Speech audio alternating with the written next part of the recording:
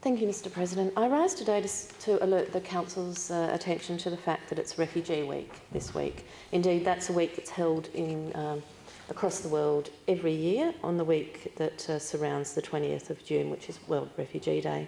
The theme for this Refugee Week is Restoring Hope. And I've got to say it's a well-chosen theme because never have we needed more hope on the areas of our policy and treatment of asylum seekers and refugees.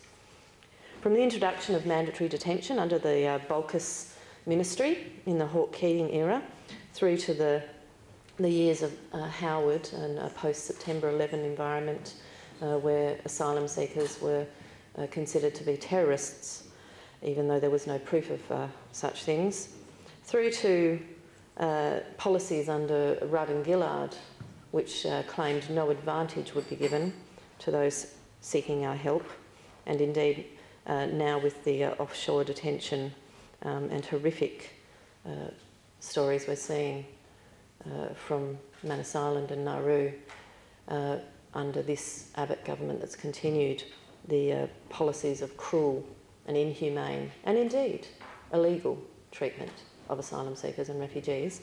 I've got to say this is a time where we do need hope.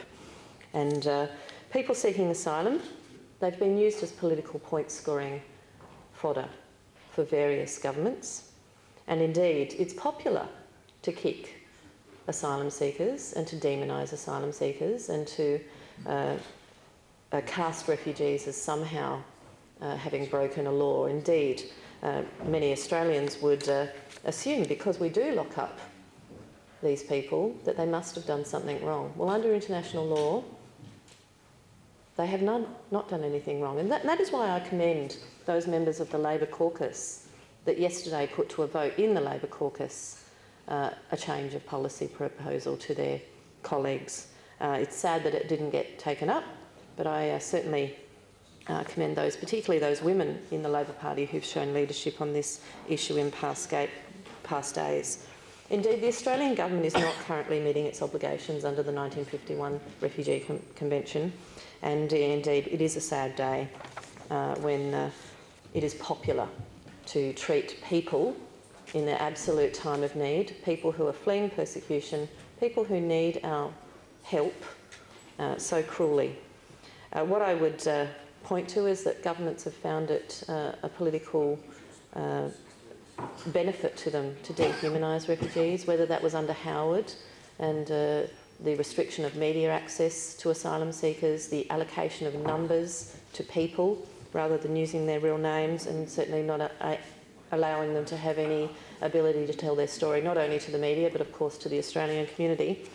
These have been tactics used by various Labor and Liberal governments to the detriment, I think, of all of us as champions of who would consider ourselves champions of human rights. The words transferees, detainees, unlawful and illegal, they're all inappropriate words, but they're all words that have been politically powerful.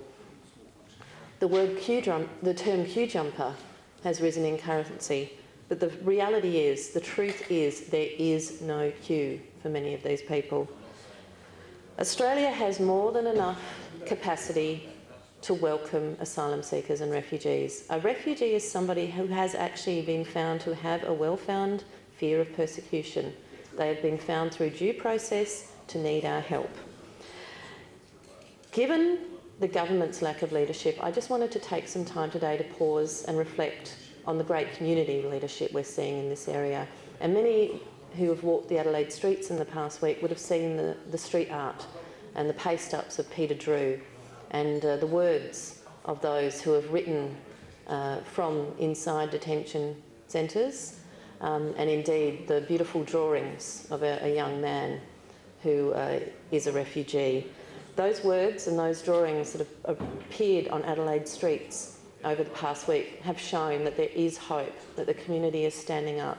In the past week we have seen, we believe, although it has been done under cover of darkness, we have seen children and their families removed from Inverbrackie.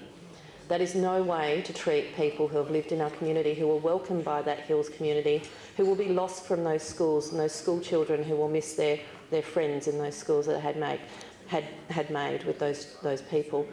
We must do better. We can do better. The community is showing us how to do better. It's time our Parliament listened.